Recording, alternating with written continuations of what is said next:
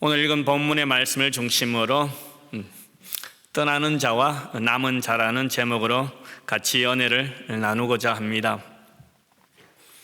코로나 사태를 지나면서 목회하는 많은 목사님들이 가장 큰 관심은 온라인 영상 예배에 익숙한 젊은 세대들이 교회 현장 예배에 얼마만큼 돌아올 것인가, 그런 질문인 것입니다. 이 땅 위에 세워진 하나님 교회의 목회자로 부름을 받은 어느 누구도 자신들이 목양하는 성도들을 잊어버리기를 원하는 목회자들은 없을 것입니다. 그래서 교회의 지도자로 부름받은 모든 사역자들은 그 사역을 지속적으로 이어가면서 그 성도들의 신앙 성장과 교회 발전을 위해서 최선을 다하고 있습니다. 이것이 우리가 보편적으로 가지고 있는 우리 목회자들의 모습입니다. 그런데 요한복음 6장에 나타난 그 주님의 모습을 보면 우리들이 알고 있는 그 목회자들의 모습과는 조금 다르게 비춰지고 있습니다. 예수님은 우리들의 상식과 반대되는 모습으로 오늘 사역하고 있습니다. 우리가 흔히 그 교회의 부흥의 기준으로 생각하는 성도의 숫자에는 관심이 없는 것처럼 보입니다. 아니, 관심이 없는 것이 아니라 우리들의 생각과는 아예 반대되는 그러한 모습을 보여주고 있습니다. 요한복음 6장을 시작하면서 그 5,000명 이상의 군중들이 예수님의 그 말씀을 따르면서 예수님을 따라다녔습니다. 그런데 6장 마지막 부분에 가면 예수님에게는 고작 12명의 제자만 남았습니다.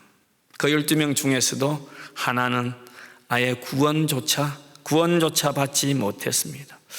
예수님이 무엇을 어떻게 가르쳤기에 도대체 이러한 결과가 나왔는지 참으로 궁금하지 아니할 수 없습니다. 오병이어의 사건 이후 유대 군중들은 예수님을 그 임금으로 추대하려고 했지만은 예수님은 그들의 기대를 저버리고 그들을 피해서 배를 타고 갈릴리 호수를 건너서 가버나움으로 자리를 옮기셨습니다. 가버나움까지 쫓아온 군중들에게 예수님께서는 27절을 보니까 썩을 양식을 위하여 일하지 말고 영생하도록 있는 양식을 위하여 하라. 이 양식은 인자가 너희에게 주리니 인자는 아버지 하나님께서 인치신 자니라. 그렇게 말씀하셨습니다. 이 말씀을 들은 유대인들은 그 만나 사건이야말로 하나님이 자기들과 함께 하신 그 명백한 증거라며 이러한 기적을 예수님께 보여달라고 요구했습니다. 그러자 예수님께서는 그런 군중들의 요구에 내가 바로 그 생명의 떡이다 말씀하시면서 내게 오는 사람은 결코 배고프지 않고 나를 믿고 따르는 사람은 결코 목마르지 않을 것이라 그러면서 바로 자신이 그 생명의 양식이고 샘물이라고 그렇게 말씀하셨습니다. 이 말씀에 유대인들은 수군거리기 시작했습니다. 예수님께서 군중들의 수군거림을 듣고 48절 51절에서 말씀을 보면 하늘에서 내려온 살아있는 떡이 사람으로 하여금 먹고 죽지 아니하겠다, 그런 말씀을 하시면서 자신이 바로 살아있는 떡이니 이 떡을 먹으면 영생한다, 그렇게 말씀하셨죠. 이 말씀을 듣고 예수님을 따랐던 많은 제자와 무리가 예수님의 말씀에서 명쾌한 해답을 얻지 못하고 더 혼란스러워 했습니다. 그들은 예수님이 곧 하늘에서 내려온 그 살아있는 떡이라는 말씀이 어떠한 의미에서 그 말씀을 하는지 전혀 이해하지 못하였습니다. 어떻게 예수가 자신의 살과 피를 우리에게 먹일 수 있단 말인가? 예수의 그 살이 어떻게 양식이 된단 말입니까? 예수의 피가 어떻게 참된 음료가 된단 말인가? 그의 말은 참 이해할 수 없다, 그렇게 말씀했습니다. 그들의 조상은 하늘에서 내려온 만나를 먹고도 죽었는데 예수님이 주시는 생명의 떡을 먹으면 영생한다니 도대체 이해할 수가 없었습니다. 그래서 무리와 유대 군중들은 떠나버렸습니다. 예수님께서 자신들의 그 욕망과 정치적 또 경제적인 그 혁명을 기대할 수 없었기 때문에 떠난 그 군중들과 유대인들은 이해가 되지만은 예수님을 따른다고 하는 제자들조차도 오늘 말씀을 보면 이 말씀은 어렵도다. 누가 과연 이 말씀을 알아들을 수 있겠냐, 그렇게 의문을 제기합니다. 그러면서 불평하기 시작했습니다. 그게 오늘 1절의 말씀이죠. 이렇게 불평을 시작한 제자들의 모습이 66절을 보면 그때부터 그의 제자 중에서 많은 사람이 떠나가고 다시 그와 함께 다니지 아니하였다, 그렇게 기록되어 있습니다. 하지만 주님을 따르던 모든 제자가 떠난 것은 아니었습니다. 바로 그 중에서도 남은 자가 있었습니다. 우리 64절을 한번 보겠습니다. 64절을 보면 그러나 너희 중에 믿지 아니하는 자들이 있느니라. 우리가 반대로 역으로 한번 생각해 보면 믿는 소수의 무리가 있었다고 말씀합니다. 60절에 언급된 이 제자란 이 가르침을 받는 사람을 뜻하지만은 우리가 혼돈해서 이해하면 안 됩니다. 12제자와 구분되는 제자였습니다. 이 복음서를 보면 예수님의 부름에 그 가족과 직업을 포기하고 모든 것을 버리고 따랐던 제자들도 있지만은 그렇지 않았던 제자들도 많이 있었던 것 같습니다. 이 60절에 언급된 이 제자들이 어떤 제자들이었는지, 어떤 종류의 사람들이었는지 성경은 우리에게 자세히 말하고는 있지 않습니다. 하지만 그들도 예수의 복음을 믿는다고 하면서 예수님께 관심을 가지고 예수님을 따랐던 사람들입니다. 예수님께서는 이러한 제자들을 향하여 자신이 이적을 행하는 선지자가 아니라 생명의 떡으로서 자신을 제시하면서 그 세상의 생명을 위해 자신의 살과 피를 먹고 마셔야 영원히 산다고 하니까 그들이 도무지 이해할 수 없는 말을 하였습니다. 많은 제자들은 세상 죄인들을 구원하기 위해서 주님이 십자가에 죽으셔야 된다는 이 말씀의 의미를 제대로 이해하지 못했습니다. 제자들이 예수님이 십자가에 못 박혀 죽으시고 부활하셔서 성천하실 때까지도 그 말씀을 제대로 이해하지 못했습니다. 우리 사도행전 1장을 보면 그 1장 11절에 천사들이 나타나서 갈릴리 사람들아 왜 여기 서서 하늘만 쳐다보고 있느냐? 너희 곁을 떠나 하늘로 올라가신 이 예수는 하늘로 올라가시는 것을 너희가 본 그대로 다시 올 것이라. 그 말할 때까지도 그들은 예수님을 제대로 이해하지 못하고 있었습니다.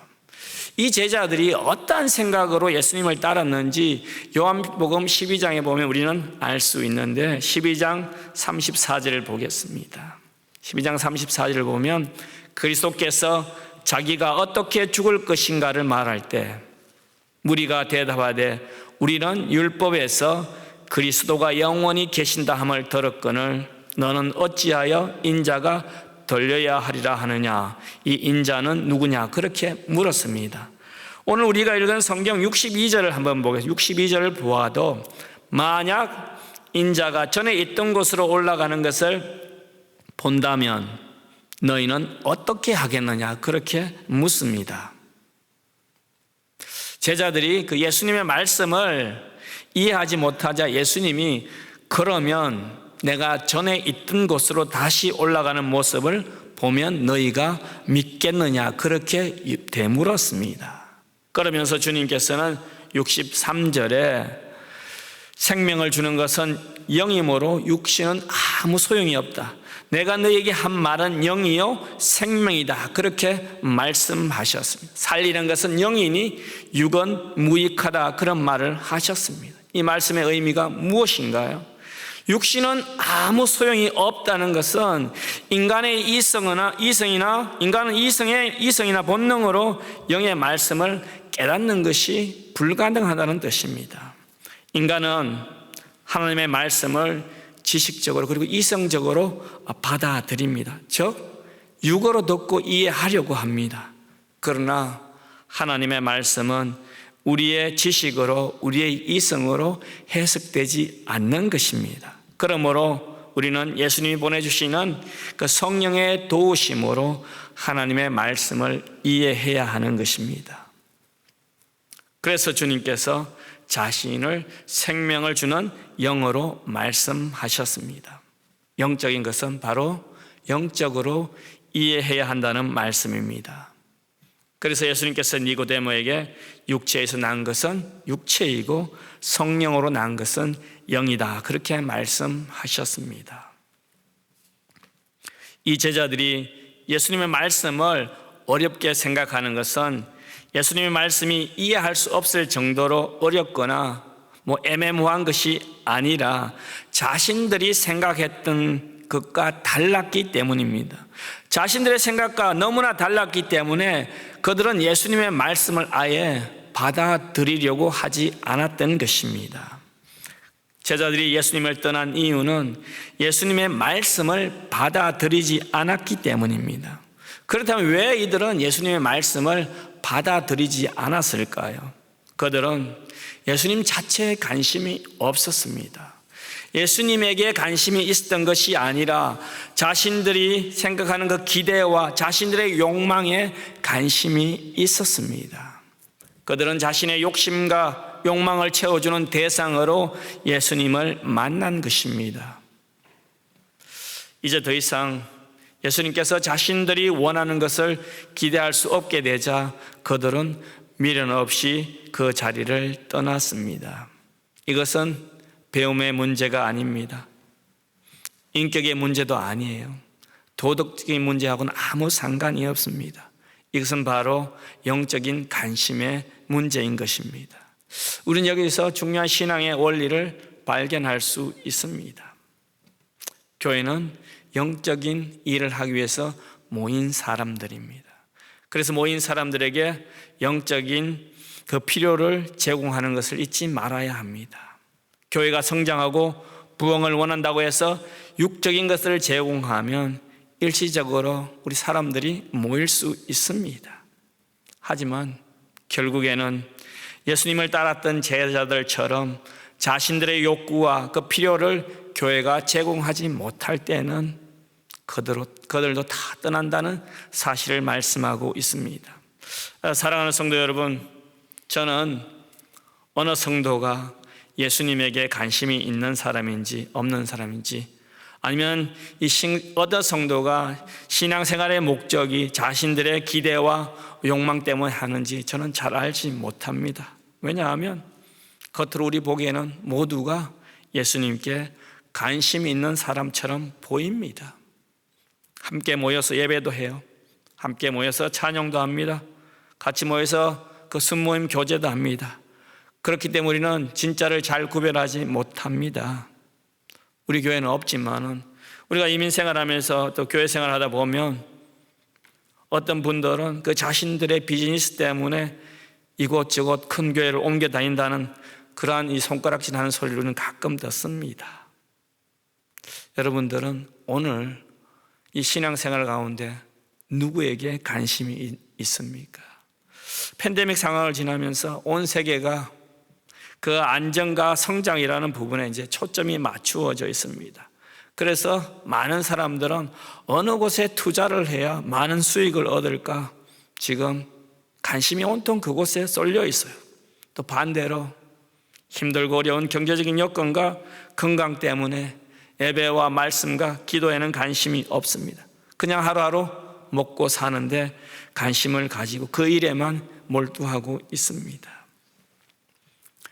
이와 같은 것은 세상 사람들이 살아가는 모습입니다. 이렇게 살아가는 것은 우리가 예수님을 떠난 군중들의 삶과 다를 바가 없는 것입니다. 만약 여러분 중에서 그 예수님에게 관심이 없거나 그 신앙생활 하기가 참 이렇게 지루할까 여기신 분들은 나에게 찾아온 그 신앙의 위기라는 것을 기억하시기 바랍니다. 본문 64절을 보면 예수님께서 믿지 아니하는 자들이 누구며 자기를 팔 자가 누구인지 처음부터 알았다, 그렇게 말씀하셨습니다. 그렇습니다. 주님께서는 저와 여러분들의 마음을 다 알고 계십니다. 너무 속속히 들여다보고 있습니다. 우리가 가끔 그 범죄와 관련된 그 영화나 텔레비전을 보다 보면 그 수사관들이 범인을 잡아다가 그 유리로 된 방에 이렇게 가둬 놓고 신문을 하죠. 그때 그 방 안쪽에서는 바깥쪽을 볼 수 없지만 방 바깥쪽에서는 안쪽이 훤히 다 보이면서 이야기하는 것도 다 들을 수 있습니다. 이와 마찬가지로 우리 성도의 삶이 바로 그 유리 안에 갇힌, 그 유리 안에 유리집과 같은 그곳에서 살아가는 것과 같습니다. 예수님께서는 제자들 중에서도 자기를 믿는 자와 팔자가 누구인지 안다고 하신 것처럼 저와 여러분들의 생각도 다 알고 계십니다. 그래서 주님 앞에서 우리가 감출 수 있는 것이 아무것도 없습니다. 히브리서 기자는 4장 13절을 보니까 지으신 것이 하나도 그 앞에 나타나지 않음이 없고 우리의 결산을 받으실 이에 눈앞에 만물이 벌거벗은 것 같이 드러나느니라. 그렇게 우리 자신이 벌거벗은 것 같이 주님 앞에 드러난다고 합니다. 주님 앞에서 벌거벗은 같이 우리 자신의 생각과 마음이 드러나게 됩니다.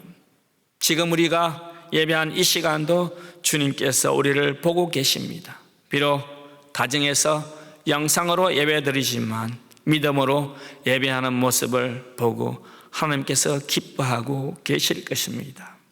12제자에 예수님을 따르던 많은 제자들이 하나 둘씩 떠나갔습니다.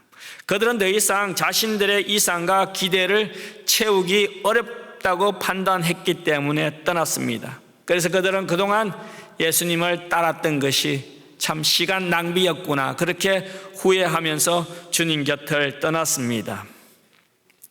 주님은 자신의 말을 이해하지 못하고 떠나는 제자들을 참 안타까운 마음으로 바라보면서 12제자에게도 67절에 보니까 너희들도 떠날 거냐 그렇게 묻습니다. 다시 말씀드리면 너희도 내가 원하는 것을 제공해 주지 않으면 떠날 것이냐, 예수 믿어도 내 인생이 제대로 안 풀리니까 너희도 떠날 것이냐, 너희가 기대하는 것을 이제 다 얻었는데 이제는 떠날 것이냐 그렇게 묻고 있습니다. 좀 더 구체적으로 말씀드려 볼까요? 이민 와서 경제적으로 어려울 때는 눈물 흘리면서 주님께 매달리면서 기도하면서 신앙생활을 하고 했는데 이제 조금 안정되었다고 해서 너도 떠날 거냐, 이랬던 건강이 회복되었다고 주일날에 예배 대신에 골프 치러 갈 거냐, 젊은 시절 내 마음대로 살아보고 나이 좀 들면 시간이 많으면 예배한다고 너희도 떠날 거냐, 주님께서 오늘 이 시간 저와 여러분들에게 묻고 있습니다. 예수님의 질문에 시몬 베드로는 주여 영생의 말씀이 주께 있사오니 우리가 누구에게로 가오리까? 우리가 주는 하나님의 거룩하신 줄을 믿고 알았삼나이다. 이렇게 베드로는 고백하면서 주님을 떠나지 않겠다고 말씀하였습니다. 베드로는 예수님께 헌신을 맹세하면서 예수님의 말씀을 믿는 것이 영생의 길임을 고백하였습니다. 많은 제자들이 믿어 따랐지만 아무도 알아듣지 못하는 말씀을 깨닫고 다른 사람이 하지 않는 첫 발걸음을 베드로는 혼자 내딛었습니다. 베드로는 자신과 예수님 사이를 연결해 주는 것이 영생의 말씀이라는 것을 오늘 고백하였습니다. 그리스도를 영접한다는 것은 예수님의 말씀을 믿고 영접하는 것입니다. 그분의 말씀을 영접한다는 것은 곧 예수 그리스도 그분 자체를 받아들이는 것입니다. 베드로가 예수님과 그의 말씀을 믿었기 때문에 베드로는 두 가지를 얻게 되었습니다. 이 두 가지는 베드로가 자신의 삶을 주님께 헌신하도록 이끌어주는 도구가 되었습니다. 그것은 바로 첫 번째로 믿음과 자신이 경험한 예수 그리스도였습니다. 우리 인간들은 믿기 전에 알기를 원해요. 먼저 알기를 원합니다. 예를 들면 제가 요즘 주얼리 만드는 곳에서 일을 돕고 있습니다. 어떤 손님들이 와서 웨딩 반지, 결혼 반지로 다이아몬드 반지를 만들어 달라고 그렇게 주문하면 그 반지를 만드는 분은 다이아몬드를 먼저 구해야 됩니다. 알다시피 다이아몬드가 여러 등급이 있습니다. 여러 등급들 다 보증서가 있죠. 그러나 그 만들려고 하는 분들은 보증서도 먼저 보지만 자신의 눈으로 알고 확인하기 전까지는 그 현미경을 대해서 이것이 진짜인지 가짜인지 알기 전에는 그 다이아몬드를 절대로 사지 않습니다. 이것이 세상이 살아가는 방법입니다. 그러나 영적인 일, 즉 하나님의 일은 반대입니다. 우리가 하나님의 말씀을 믿게 되기까지 그것을 알기란 불가능합니다. 그래서 베드로는 69절에서 하나님이 거룩하신 자이신 줄 믿고 알았다, 그렇게 말씀하였습니다. 베드로가 여기서 믿고 알았다는 말씀은 자신이 경험적으로 아는 것을 의미합니다. 알매 있어서 이론적으로 알고 동의하는 것과 경험적으로 알아서 동의하는 것은 차원이 아주 다르죠. 그러므로 성령의 경험으로 난 믿음, 말씀을 경험으로 얻은 믿음, 예수님을 만난 경험으로 그 난 믿음은 우리의 삶을 이끌어 가야 되는 것입니다. 사랑하는 성도 여러분, 저는 우리 교회 성도들이 이런 경험들을 많이 하는 성도들이 되었으면 하는 바람이 있습니다. 먼저 예수 믿고 경험한 성도들이 아직 말씀을 경험하지 못한 성도들을 위해서 기도하면서 영적인 비밀을 같이 알아가는 우리 교회 공동체가 되어야 할 것입니다. 베드로는 자신이 믿고 경험한 예수가 누구인지를 알았기에 예수님을 떠날 수 없다는 고백을 하였습니다. 베드로가 예수님을 유일한 그 대상으로 선택한 이유는 예수님의 그 영생의 말씀을 경험했기 때문입니다. 이런 사람은 다른 데 신경을 쓰지 않습니다. 이것보다도 자신이 경험한 것보다도 더 의미 있고 행복한 삶이 없기 때문입니다. 그래서 베드로는 예수님만을 사랑하였기에 죽기까지 예수님을 따랐습니다. 비록 그의 신앙 여정 가운데서 시험에 빠질 때도 있었습니다. 그래서 예수님을 실망시켰죠. 그러나 그것은 한순간이었습니다. 그는 한순간 주님께 등을 돌렸지만 영원히는 떠나지 않았습니다. 성도 여러분, 성도라는 말의 그 가장 중요한 의미가 무엇일까요? 참 말씀을 준비하면서 곰곰이 생각해 보았습니다. 성도는 어떤 의미가 있을까?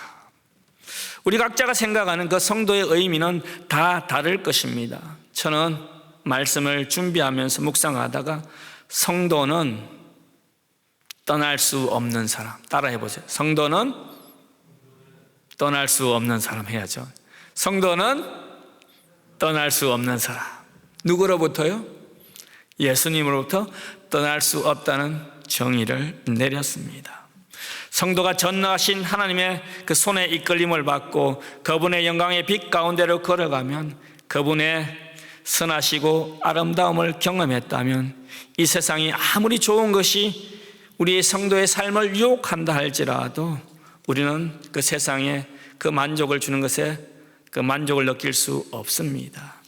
때로는 우리는 유혹에 넘어질 수 있습니다. 그럼에도 불구하고 주님께서는 그 돌아온 탕자를 반겨준 아버지처럼 늘 우리를 기다리고 계십니다.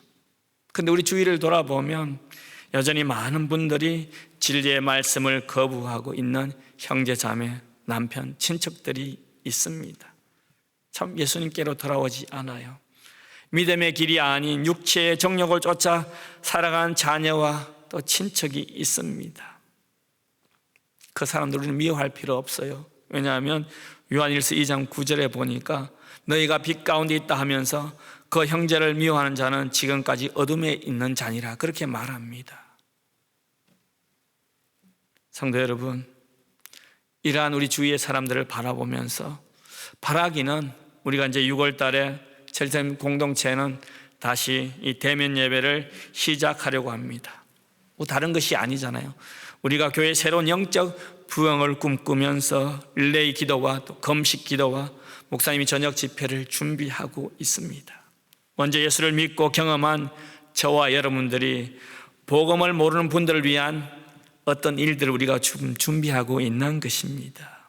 내가 복음을 전해야 될 사랑하는 사람, 아니면 나의 기도를 필요로 하는 그 사람들을 위해서, 또 아니면 우리 주위에 영적으로 시험에 빠져서 새로운 영적 경험을 맛보기를 원하는 성도들을 우리 이번 특별 집회에 같이 초청하면서 기도하면서 우리가 예수님을 경험하는 시간이 되어야 할 것입니다. 말씀을 정리하겠습니다.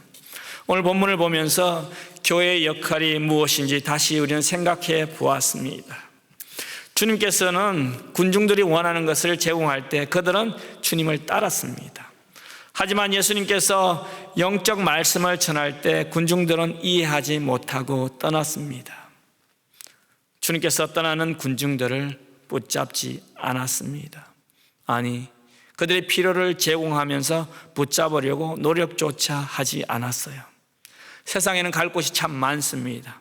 세상에는 교회보다 더 재미있는 곳이 많아요. 그래서 예수님께서 제자들에게 너희도 가겠느냐라고 질문한 것처럼 오늘 이 시간 저와 여러분들에게도 똑같은 질문을 합니다. 떠날 것인가, 남을 것인가? 그것은 우리 자신들의 선택에 달려 있습니다. 우리 주신 말씀을 생각하면서 같이 기도하겠습니다.